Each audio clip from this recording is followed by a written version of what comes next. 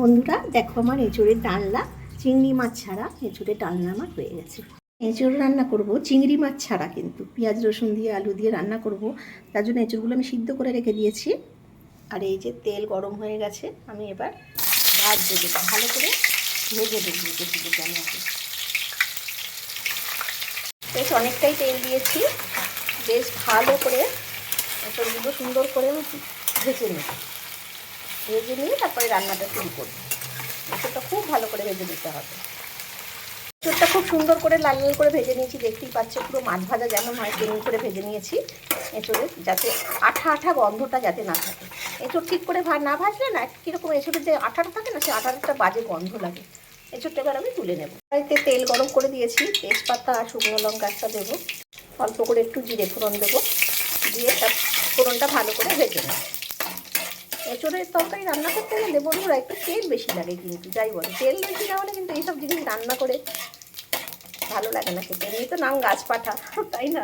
ফোড়নটা তো ভাজা হয়ে গেছে, এবার কেটে রাখা আলুগুলো আমি দিয়ে দিই। আলুগুলো দিয়ে দিলাম।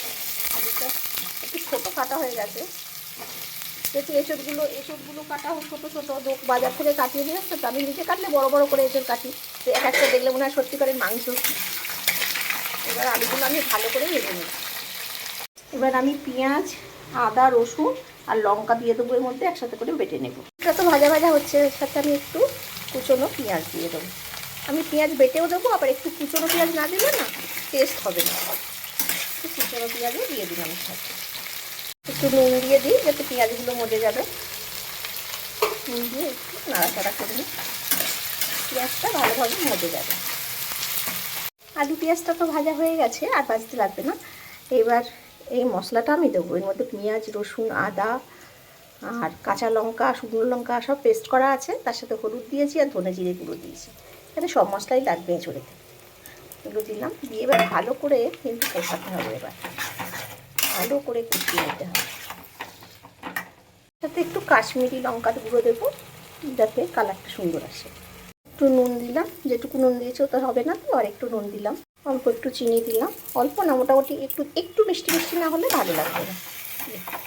কড়াইতে এবার কষানোটা ভালো করে হোক। আলুটা তো কষানো হচ্ছে মশলা দিয়ে, এবার আমি এঁচোড়টা, ভেজে রাখা এঁচোড়টা পুরো দিয়ে দেবো এই কষানোতে। এবার এইগুলো দুটো দিয়ে ভালো করে কষিয়ে নেব, ভালো করে কষা কষা করে।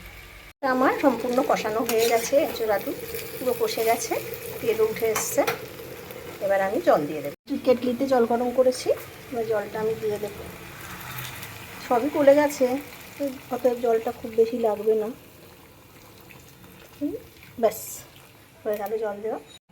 দিয়ে দিয়েছি জল যতটুকু লাগবে। এবার ফুটে উঠলে বেশিক্ষণ লাগবে না, এঁচোড় আলু সব গলে গেছে, সুন্দর করে মশলা কষিয়ে দিয়েছি। এবার ফুটলে একটুখানি, তারপরে নামিয়ে ফেলব। এঁচোড়ের ডালনাটা আমার হয়ে গেছে বন্ধুরা, দেখতেই পাচ্ছ তেলটা কি সুন্দর উপর দিকে উঠে এসছে, গলেও গেছে আলু এঁচোড়। এবার আমি একটু অল্প করে, অল্প না যতটা লাগবে, গরম মশলাটা আমি দেবো।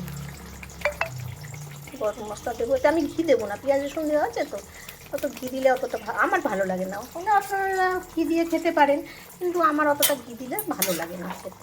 আমি নিরামিষ যখন একদম আদা জিরে বাটা দিয়ে নিরামিষ করি, তখন ঘিটা দিই।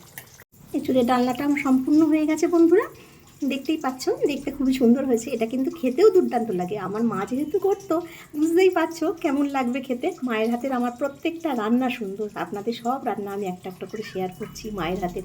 আমার মা এইভাবে করতো, যেহেতু বাবা চিংড়ি মাছ খেতো না, এইভাবে করতো, দুর্দান্ত খেতে হতো। তোমরা যদি না খেয়ে থাকো এইভাবে চিংড়ি মাছ ছাড়া করে খেয়ে দেখো, খুব ভালো লাগে। যদি ভালো লাগে আমাকে জানিও।